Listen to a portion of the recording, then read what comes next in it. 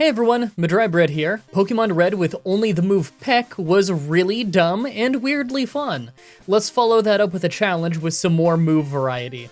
Today's the day that we figure out would I be able to beat Pokemon Crystal with our rivals team and moveset. So here's our rivals team that we're going to be trying to copy. This team is actually really cool. I'm not exactly thrilled about a lot of these moves, but they're still overall better than in Gen 1. I mean, I'm not using a Rhydon with a Leer and Tail Whip, so anything's an upgrade from that, but having to rely on Thunder Blast and Thunder without Flamethrower and Thunderbolt for accuracy might be rough. Their team isn't exactly optimal, but it looks fun to use. Oh, and I won't be able to trade to evolve Haunter into Gengar or Kadabra into Alakazam, so our team is actually going to be a little bit weaker, but I still think we can handle this. Also, Sneasel can't be found till post-game in Gold and Silver, so that's why we're playing Crystal today. Like always, I'm writing the script as I go through with the challenge, so all of this part is being written before I've started. Everyone comment down below and guess if I can win or not. I'm pretty confident that I can win with this team, but the red fight at the end is going to be interesting. Two teams of great Pokemon with just alright moves. Let's explain the rules. In combat, I can only use moves and Pokemon that our rival gets. I'll need other Pokemon to use HMs, but I won't be allowed to use any of those Pokemon in battle. No glitches or exploits, no items in battle, only Pokeballs, held items, and items outside of combat are allowed. Also, if you enjoyed this video, be sure to like, subscribe, and ring the bell for more. Let's do this. No need for the randomizer this time, I just go ahead and pick up Cyndaquil. I mostly went with this one since it's got the least awful moveset by the end of the game. No nicknames, since the rival doesn't nickname them anyway. Early game travel is easy, as usual, and I'm thankful for that, since we're not going to get anything strong for a while. Our first Pokemon that we can get are Gastly and Zubat, but Gastly is going to require that it's night, and Zubat is just super weak. Before we even get to the first gym, I can catch one though, so that's pretty cool.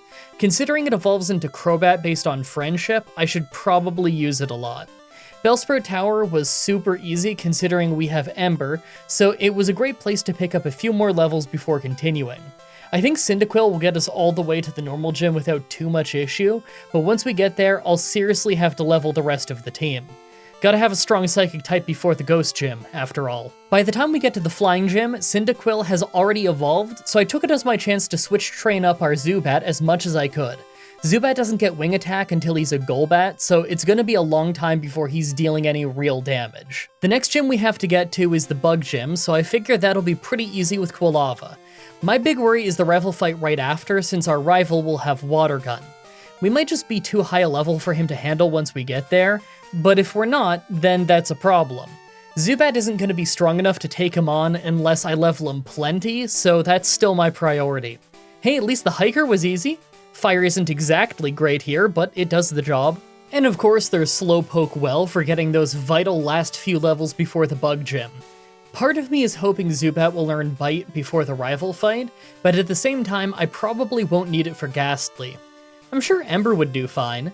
So the Bug Gym was easy as expected. Ember took them all down with no problem. Am I ready for the rival fight though? First was his Gastly, so I went to use Bite with Zubat just to get put to sleep. It's okay, his licks were doing basically nothing. After what felt like 100 years, we woke up, bit him, then got paralyzed. The next one took him down, so I switched to Quilava to take out his Zubat. Two Embers took him down, and his Supersonic missed, so we're fine. Croconaw had me worried, so I started with Smokescreen just to get hit by Water Gun anyway. We switched to using Tackle, but it did almost nothing, so Ember ended up doing a little bit more. It looked like we were doomed after a crit took him to only half health, but he ended up missing a ridiculous amount of Water Guns considering we only hit him with one Smokescreen. He left us with 3 health when we took him out. Honestly, that was just really lucky. Okay, so we've got a new Pokemon to catch. Just north of Goldenrod, we pick up an Abra and get right to work on switch training him. He'll never be an Alakazam, but he's still important to help us take down Morty at the Ghost Gym. I don't think it'll be easy, since I'm sure he could one-shot us with Shadow Ball if we're too slow, but it's probably still our best bet. That's in the future though, we have the normal gym to prepare for. But on our way, youngster Joey called to tell you to follow me on Twitter, where I've been retweeting hilarious Pokédex entries. Did you know that Rhyhorn are so dumb that they routinely forget why they've started charging? Or that people eat Basculin? It's okay, Joey's not asking for a fight. We can just go to the normal gym. By the time of the normal gym, we have Abra evolved into a Kadabra, but we actually can't use Confusion since our rival Kadabra never uses it. Psybeam is fine though, and it deals with her whole team pretty easily. Kadabra may be frail, but man does he ever hit hard. While we're at the dance hall picking up the HM for Surf, it's time for this week's Chimera ad. This time we're checking out the on sale tab.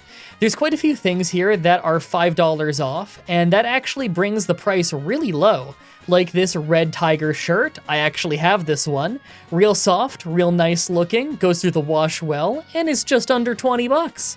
I can tell you I've absolutely paid more than that for worse shirts elsewhere in the past, and I'm kicking myself for it right now. If you're a polo shirt dude, then there's also some of those on sale. Of course, if you want to let them know that I sent you, then use the code Mah-Dry-Bread at checkout. Thanks for supporting the show and supporting Chimera. Now I've got some Pokemon to catch. So before we go do the pre-Ghost Gym rival fight, I went a route to the left and caught our Magnemite first. I love this Pokemon. I don't think it's amazing or anything, but I'm really into the design of it, and it's always cool to have a steel type on the team. All that's left is Sneasel and Gastly. Can't get Gastly till it's nighttime though, and I was way too busy to catch one last night, so I've got to remember tonight. I keep forgetting. He started with Haunter, who went down in one Psybeam from Kadabra. Croconaw did a bit of damage with Bite, but couldn't handle a couple of Psybeams, and for Magnemite, we took him down just fine with one Ember. Last was Zubat, who went down in one Psybeam. At the Ghost Gym, I was expecting at least a little bit of trouble, but Kadabra just swept his whole team with Psybeam.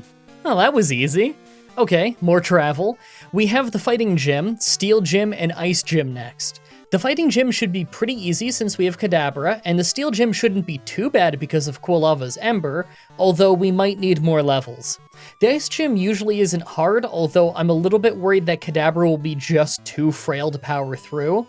I think that I'm gonna need to start leveling up our Zubat a lot more. Crobat will be awesome by the end of the game, and if I don't start seriously leveling him now, then it'll take ages to fully evolve him. So I went out of my way to get the experience share as early as I could. Okay, so the Fighting Gym was super easy as expected. We actually didn't one-shot Poliwrath, but he didn't hit us either, so it was fine. The Steel Gym, on the other hand, went terribly. I kinda thought we'd be okay with our Fire type, but Quilava has really fallen behind on levels, and Ember just isn't cutting it. Well, the best fire move he learns by level up is Flame Wheel at level 31, and that's honestly not that far off. I mean, we can get Fire Blast since our rival uses that in the rematches, but I'm gonna need a TM for that. Let's just grind him up a bit. I decided to go do the Rocket Hideout to get those levels. Better than just grinding Tentacruel in the ocean with Kadabra and an experience share, right? We have to do this place eventually anyway, and I bet that the Ice Gym will be a breeze right after. I mean, assuming we actually have Flame Wheel by the end of it. While I was in town, I hit up the Ice Gym, Kadabra took out Seal and Dugong just fine, and we got to try out our new Flame Wheel on Piloswine with great results. It's not an amazing move, but it's an upgrade from Ember at least. Let's see if it gets us a win at the Steel Gym. Alright, so Flame Wheel is a one-shot on Magnemite, and for Steelix I used Smokescreen first for safety. It didn't save us from getting hit at all, but in the end it didn't matter because we just two-shot Steelix, then one-shot the last Magnemite. Alright, well that went well. Next is the Radio Tower Takeover, and I'm really kicking myself for forgetting to catch Gastly last night, because this would have been a perfect place to level him up with the experience share. I was just really busy editing and totally forgot that I need to catch a Gastly still. Again. It's alright. We have plenty of time, and it wouldn't have been super useful yet anyway. Let's go do the second from last rival fight. First is Golbat, who got one-shot by Psychic, and second is Sneasel, who hit a weak feint attack before almost fainting to Flame Point. He hung on to hit us again, but it hardly hurt. We took him down.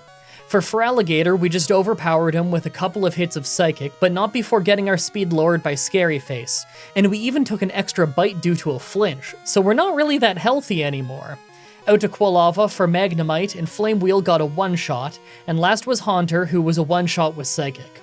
Alright, the only gym left is the Dragon Gym. Because this is Crystal, Icy Path is a bit different. One of those differences is that we can catch Sneasel, our last Pokemon. Problem is, much like Gastly, we can only catch it at night, and it isn't. So I'm gonna have to catch this tonight. Before we get to the Dragon Gym, though, we get a call from Youngster Joey telling you to follow me on Twitter, where I tweet about how I need to start playing The Sims again. Because I absolutely do. I used to play that game all the time in high school. Really fun game series. He actually wanted to fight this time, so I flew on over and showed him why he should probably be using Kadabra rather than Rattata. Oh, by the way, while I was topping off Kadabra's levels before the gym, I ran into Entei. I was at a Psychic, so I tried to feint it for fun. I think it's the first time I've run into a roaming legendary in one of these runs. Alright, at the Dragon Gym it starts great with all 3 Dragonairs getting one-shot by Psychic. Last was Kingdra, who took massive damage off Psychic, hit Smokescreen, then went down on the follow-up. Maybe she should switch to being a Psychic trainer, because Kadabra was way better than any of these dragons. Okay, it's finally night, so I catch the rest of our team. Now, Sneasel kinda sucks in this game since it's got high attack and low special attack, but Dark and Ice moves are all special in Gen 2. Not only that, but our rival only taught it Quick Attack, Fury Cutter, Screech, and Feint Attack. So basically, I don't think we'll use it for anything other than maybe Screech. Still, we need it for the challenge. I also hit up Sprout Tower to catch a Gastly. It's a super low level by the rest of the team's standards, but Gastly's awesome. Can't wait to evolve this thing. We've got all the Pokemon for our team now. Now, just because we have all the Pokemon we need doesn't mean we're ready. Quite a few need to level up more so that we can get their movesets to match the final rival battle. Fun fact, by the way, the final rival battle is an optional one in Kanto that we've never done in one of these runs, at least as far as I can remember, since you need to do it on a specific day. But because of my work schedule, I'm never in Kanto on that day. We still need our team to match it though, so hey, at least we get slightly better moves as a result. Before I can get to the PC to get our new Pokemon out, we have a rival fight. First is Sneasel, who went down in a couple of Flame Wheels, and second was Feraligatr, so we just overpowered him with Psychic. We almost got a one-shot, but he got us with Scary Face and Slash. Next is Golbat, so we kept Kadabra in, but because of our lowered speed, he got hit by Confuse Ray, and we hit ourselves in Confusion. Between that and Wing Attack, we went down to only 36 health before one-shotting him.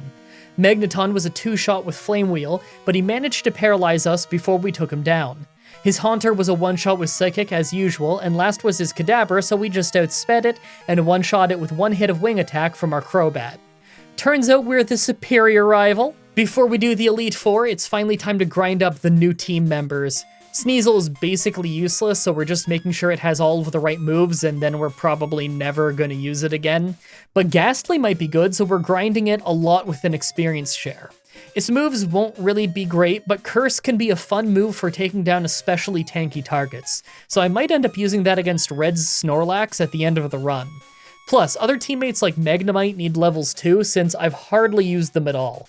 I just use that nice grinding spot south of Victory Road. That place is great for getting last-minute levels. Now that we're at the Elite Four, let's take a look at our stats. Well, the moveset doesn't perfectly match the final moveset of our rival yet, considering some moves like Toxic are in the post-game only. It doesn't really matter though, I just have it keep old moves that our rival also used, so we're still only using his team and moves. Consider it yet another handicap, like not having Alakazam or Gengar. Oh, and I had to convert a ton of money into coins for the Thunder TM because it turns out Magneton doesn't learn that by level up, so that was kind of a pain. Plus, I had to get the TM for Swift because for some reason Magneton learns that by level up in Gold, but not in Crystal. At least that one's free. Anyway, Haunter and Sneasel are both pretty underleveled, but their moves suck, so I doubt I'd need them anyway. I'll bring them along for the Hall of Fame, though. Make your final guesses on if we can win this or not. Let's do this. First is Psychic Trainer Will. This one started great with Thunder and Flame Wheel one-shotting everything until the second Xatu. It confused Magneton, we hit ourselves twice, then we missed Thunder so he got tons of free hits in on us. As soon as we landed Thunder though, he went down. Last was Jinx, who could handle the first Flame Wheel, but her Psychic couldn't do enough to stop us, so we took her down. Not a bad first fight. Second is Poison Trainer Koga.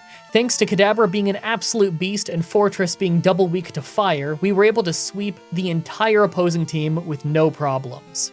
Third is Fighting Trainer Bruno. Yet another amazing sweep thanks to Kadabra hitting so hard. Won't be able to use him much in the upcoming Dark Trainer fight though. Fourth is Dark Trainer Karen.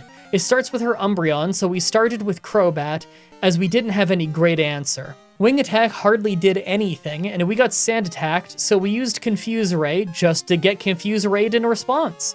I ended up switching into our still damaged Typhlosion to chip away at it until we got confused, so I switched back to Crobat. Eventually, we chipped away at it enough to get the win, but not before having to switch back yet again due to confusion and sand attack. I don't like how much damage we had to take before we could get a win with that one. Gengar was a one-shot with Psychic, and next was Murkrow, so I just sent in Crobat to overpower it.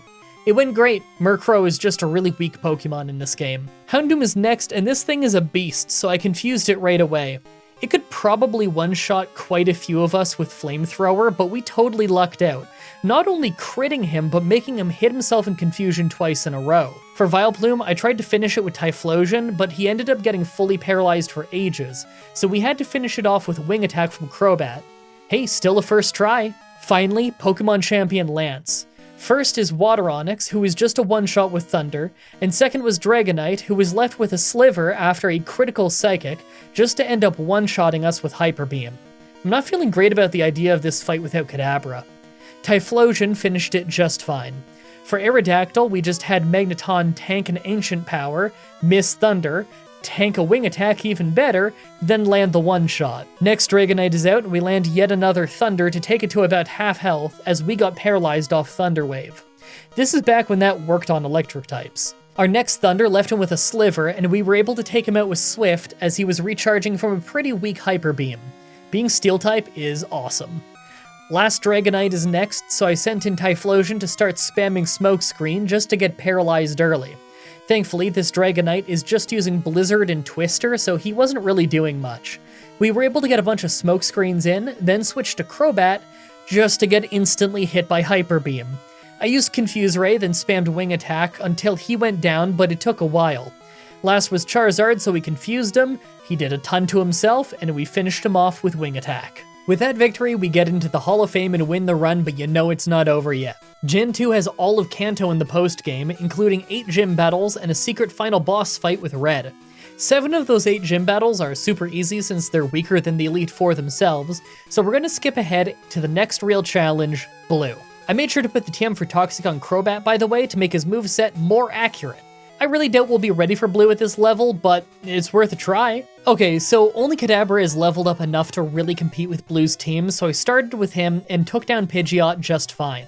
Second was Alakazam though, so I tried to outspeed him with Crobat just to get outsped in one shot. I had Typhlosion follow up and try to do anything, but thanks to his Reflect, we could only take him to about half health before going down.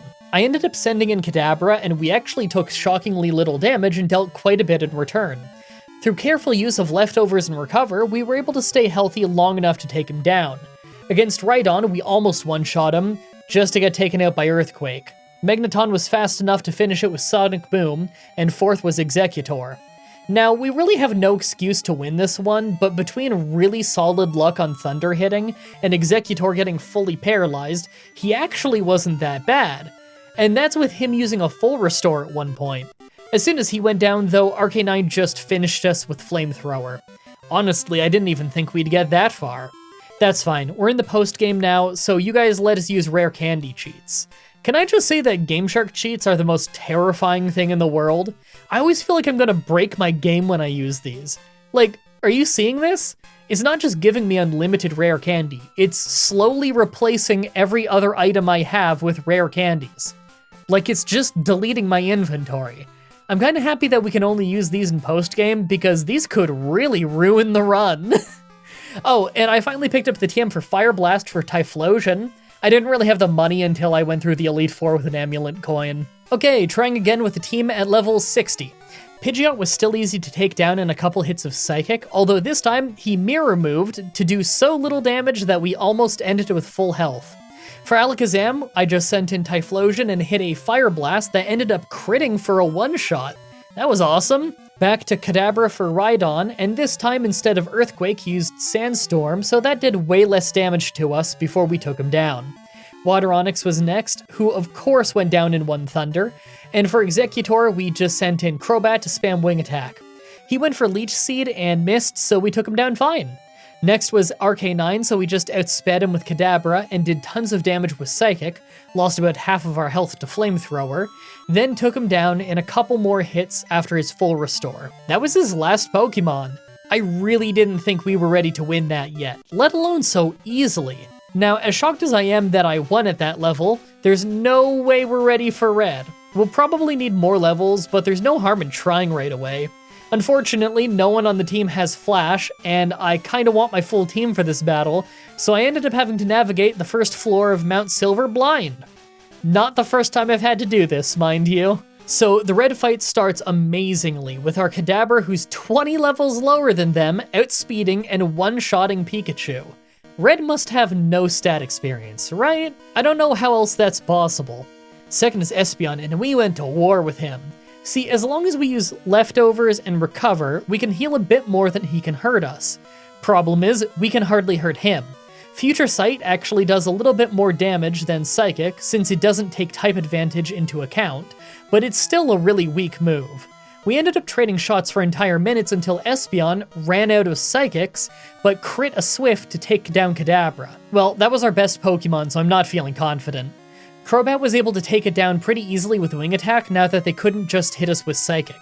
For Snorlax, I sent in our level 31 Haunter, and we actually outsped and used Curse. That's awesome. I decided to just confuse him and use Mean Look while I could, then switched out to Crobat to start dealing damage while he slept from rest. Between Curse and Wing Attack, we did tons of damage, and the moment he woke up, he fainted himself with confusion damage. That was perfect. Blastoise is next, but he couldn't handle the Magneton that was a whole 17 levels lower than him. We did lose almost all of our health in the process, though. For Venusaur, we just spammed Wing Attack with Crobat. He used Sunny Day and Solar Beam, but we double resisted Grass, so it hardly hurt. Problem is Charizard's next and Sunny Day is still up. Knowing that he could outspeed and one-shot most of our team, I sent in Typhlosion and spammed Smokescreen. It worked amazingly, as we got all 6 Smokescreens in and even did a bit of damage with Swift before he landed the finishing blow.